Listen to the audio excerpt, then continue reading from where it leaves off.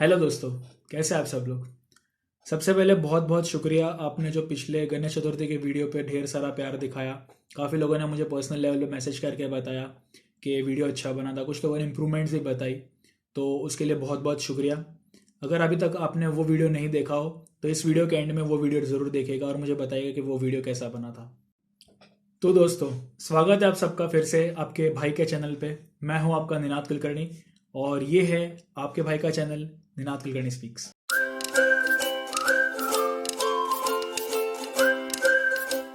तो दोस्तों, बेसिकली ये जो आज का वीडियो है वो एक ट्रैवल व्लॉग है मेरी इंडिया से जर्मनी की जर्नी का। मैं 5.5 महीने इंडिया में था और उसके बाद मैं इस पैंडेमिक के दौरान कैसे जर्मनी आया उसके रिलेटेड आज का वीडियो देखेंगे हम। तो चलिए शुरू करते हैं।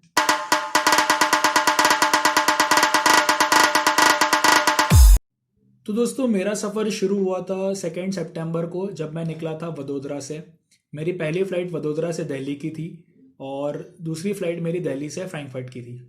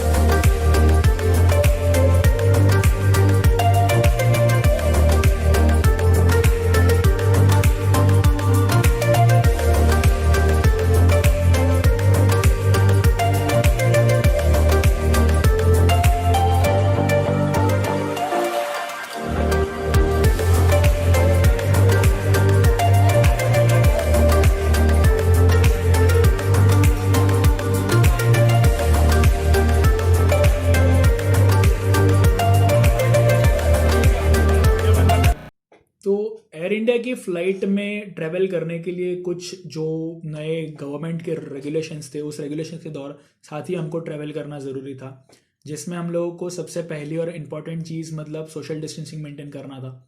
दूसरा मतलब फ़्लाइट में ट्रैवल करने से पहले एयर इंडिया की तरफ से हम लोगों को एक फेस शील्ड, एक मास्क और 3 या 4 सैनिटाइज़र के छोटे छोटे से पाउच हमको सभी को प्रोवाइड करे गए थे।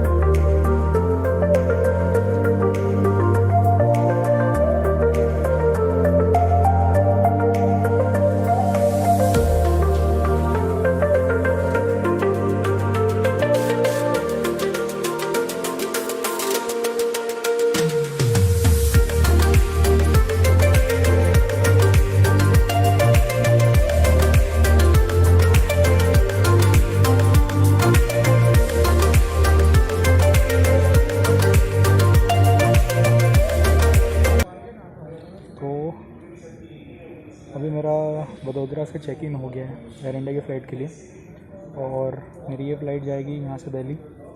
फिर दिल्ली में हमें हॉल्ट रहेगा और फिर हम दिल्ली से जाएंगे फ्रैंकफर्ट। तो अभी आपको ज़्यादातर इसमें मैं ऐसे ही आपको दिखाऊंगा अनटिल एंड अनलेस मैं फ्रैंकफर्ट उतर ना जाऊँ, तब तक मैं आपको शायद तक ऐसे ही फेस में दिखाई दूँगा।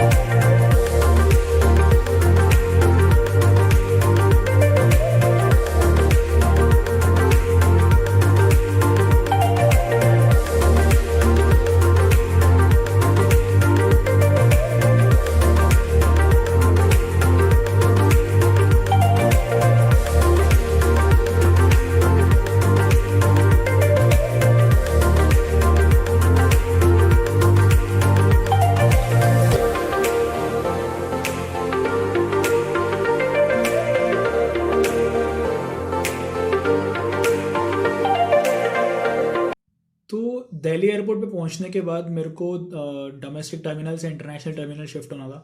और दिल्ली एयरपोर्ट पे मेरा 15 आवर्स का ले ओवर था, मतलब पूरी रात मेरे को एयरपोर्ट पे निकालनी थी, जो मेरे लिए एक नया एक्सपीरियंस था।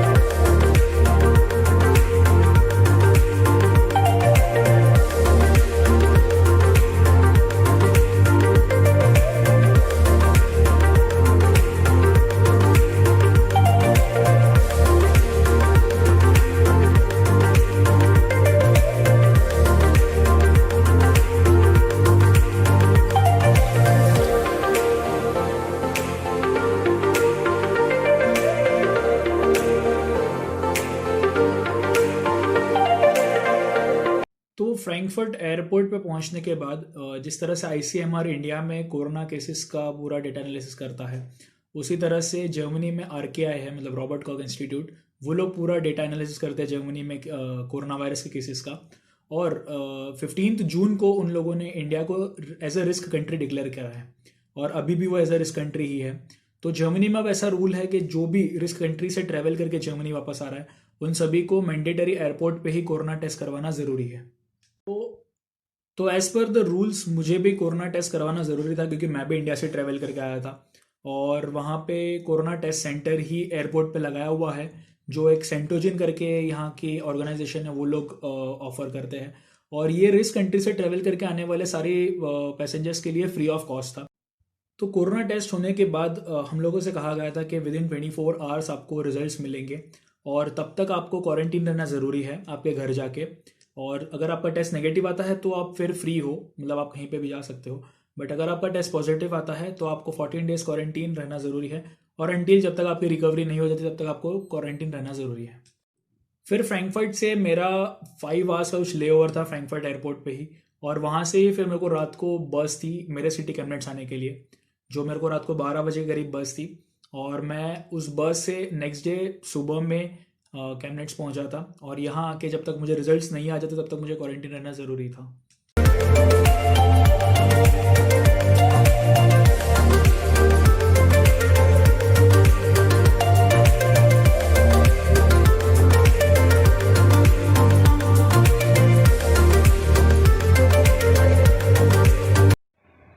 तो गाइज़ अभी दोपहर के 12 बज रहे हैं, और मैं अभी जस्ट उठा हूँ, और मुझे अभी मेल आया है सेंटोजिन की तरफ से मेरे कोरोना रिपोर्ट का, और मेरा कोरोना रिपोर्ट नेगेटिव आया है।